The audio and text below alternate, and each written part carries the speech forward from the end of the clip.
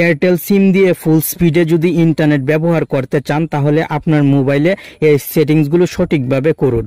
আশা করি এয়ারটেল সিমের internet speed অনেক বেশি বৃদ্ধি পাবে। খুব দ্রুত আমি আপনাকে আজকের ভিডিওতে গুরুত্বপূর্ণ কিছু সেটিংসের সাথে পরিচয় করিয়ে দিব। ভিডিওতে লাইক এবং কমেন্ট করবেন, তাহলে আপনার জন্য এমন গুরুত্বপূর্ণ ভিডিও প্রতিদিন তৈরি করতে উৎসাহ পাবো। প্রথমে আপনি মোবাইলের সেটিংসে চলে আসবেন এবং এখান থেকে মোবাইল নেটওয়ার্ক সেটিংসে ক্লিক করবেন। স্বাভাবিকভাবে সিম 1 এবং সিম 2 দুইটি অপশন থাকবে। আপনি এয়ারটেল সিম যদি সিম 2তে ব্যবহার করেন তাহলে এখনই সিম 1-এ নিয়ে আসুন। সিম 1-এ এয়ারটেল সিমটি নিয়ে আসার পর সিম 1-এ ক্লিক করবেন। ডেটা রুমিং এই সেটিংসটি প্রথমে অন করে দিতে হবে, কারণ এই সেটিংসটি অফ থাকলে ইন্টারনেট স্পিড অনেক কমে যায়।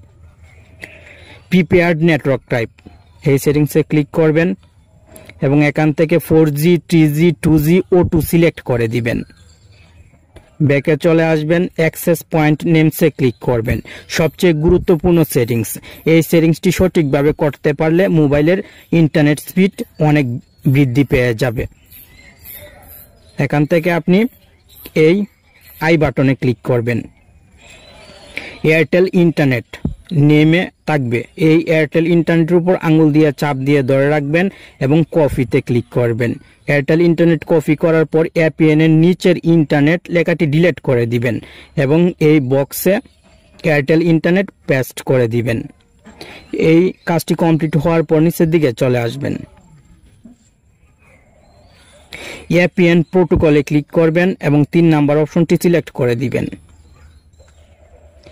APN রুমিং প্রোটোকলে ক্লিক করবেন এবং 3 নাম্বার অপশনটি এখান থেকেও সিলেক্ট করে দিবেন।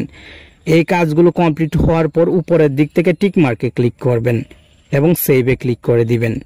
সঙ্গে সঙ্গে আপনার মোবাইলের সেটিংস কমপ্লিট। এখন মোবাইলটি পাওয়ার বাটনে ক্লিক করে একবার অফ করুন, অল্প কিছুক্ষণ পর আবার অন করুন। 1 মিনিট পর অন করে যখন ইন্টারনেট ব্যবহার করবেন তখন দেখবেন মোবাইলের ইন্টারনেট স্পিড অনেক বৃদ্ধি পেয়ে গেছে। আশা করি এখন থেকে এয়ারটেল সিম দিয়ে ফুল স্পিডে ইন্টারনেট ব্যবহার করতে পারবেন কোনো সমস্যা ছাড়াই। ভিডিওটি শেষ পর্যন্ত দেখার জন্য অনেক অনেক ধন্যবাদ।